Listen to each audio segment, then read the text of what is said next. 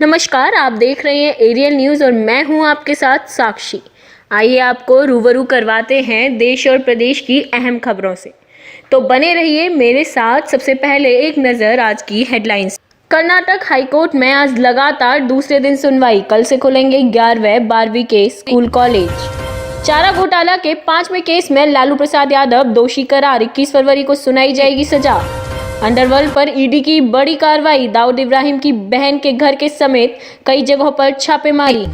टीका विनिर्माता serum institute of India के chairman Cyrus Poonawalla ने कहा कि विश्व की 2/3 आबादी को कंपनी के एक या अधिक टीके दिए गए हैं। अब खबरें विस्तार से। कर्नाटक हाईकोर्ट ने अपने अंतरिम आदेश में हिजाब से संबंधित सभी याचिकाओं के लंबित रहने के दौरान राज्य सरकार से शैक्षणिक संस्थानों को फिर से खोलने का अनुरोध किया था और सभी छात्रों को भगवा शॉल, स्कार्फ, हिजाब और किसी भी धार्मिक ध्वज को कक्षा के भीतर पहनने पर रोक लगा दी थी।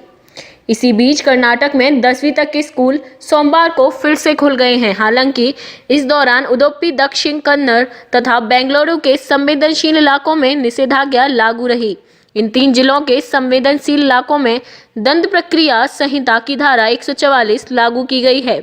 शिक्षा विभाग के सूत्रों ने बताया कि उडुपी जिले में खुले सभी स्कूलों में सामान्य उपस्थिति दर्ज की गई। इस दौरान जो मुस्लिम छात्राएं हिजाब पहनकर स्कूल आईं, उन्होंने कक्षा में प्रवेश करने से पहले उन्हें उतार दिया। जिला प्रशासन ने शांति बनाए रखने के लिए सोमवार से 19 फरवरी तक जिले के सभी हाई स्कूलों के 200 मीटर के दायरे में सीआरपीसी की धारा 144 लागू कर दी है। कुछ स्कूलों का दौरा करने वाले उडुपी के तहसीलदार प्रदीप कुरुदेकर ने कहा कि मुस्लिम छात्राओं ने कक्षाओं में प्रवेश करने से पहले हिजाब हटाकर उच्च न्यायालय के अंतरिम आदेश का पालन किया।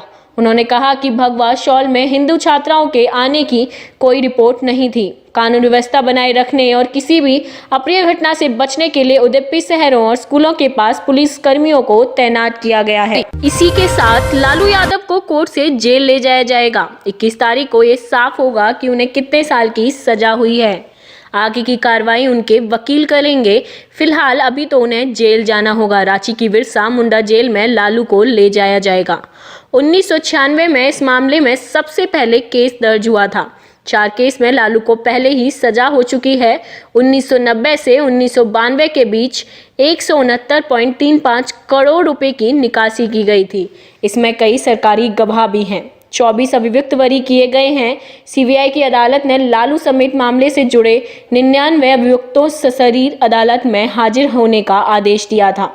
अभियुक्तों में 10 महिलाएं भी शामिल हैं। दोरंदा कोषागार से हुए अवैध निकासी के मामले में शुरू में कुल 170 आरोपित थे।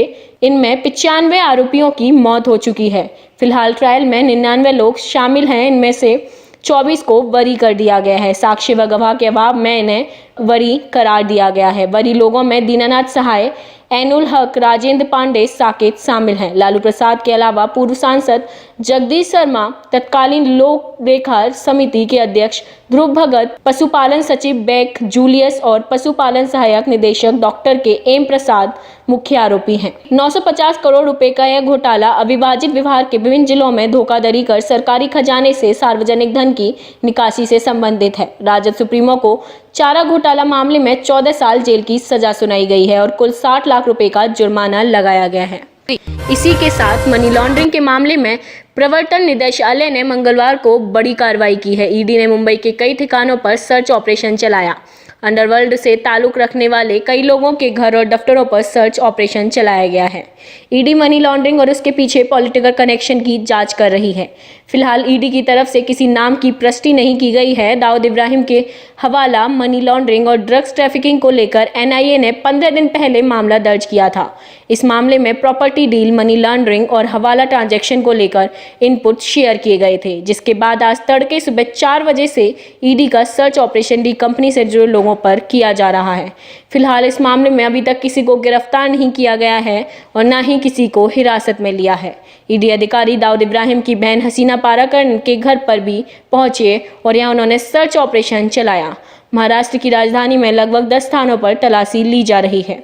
यह कार्रवाई धन शोधन निवारण कानून के अंतर्गत की जा रही है। सूत्रों ने बताया कि एक नेता से जुड़े कुछ परिसरों पर भी छापा मारा गया है। उन्होंने कहा कि ईडी को प्राप्त कुछ खुफिया जानकारी और राष्ट्रीय अन्वेषण अभिकरण द्वारा दर्ज प्राथमिकी के आधार पर यह कार्रवाई की जा रही है। इसी के साथ टीका विनिर्माता सीरम इंस्टीट्यूट ऑफ इंडिया के चेयरमैन साइरस पूनावाला ने सोमवार को कहा कि दुनिया के गरीब देश कंपनी के बनाए टीकों का उपयोग कर रहे हैं।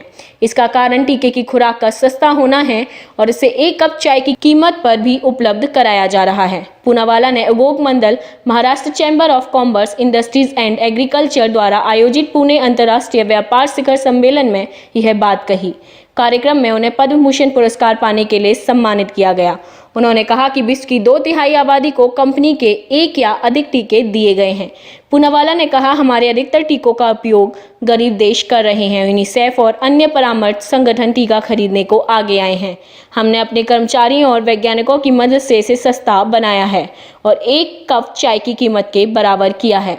केंद्रीय स्वास्थ्य मंत्री मनसुख मांडविया ने सोमवार को कहा कि 15 से 18 वर्ष आयु वर्ग के 1.5 करोड़ से अधिक किशोरों तक कोविड-19 के विरुद्ध पूर्व टीकाकरण हो गया है। मांडविया ने ट्वीट किया, युवा भारत पूरे जोश से इस महामारी का मुकाबला कर रहा है।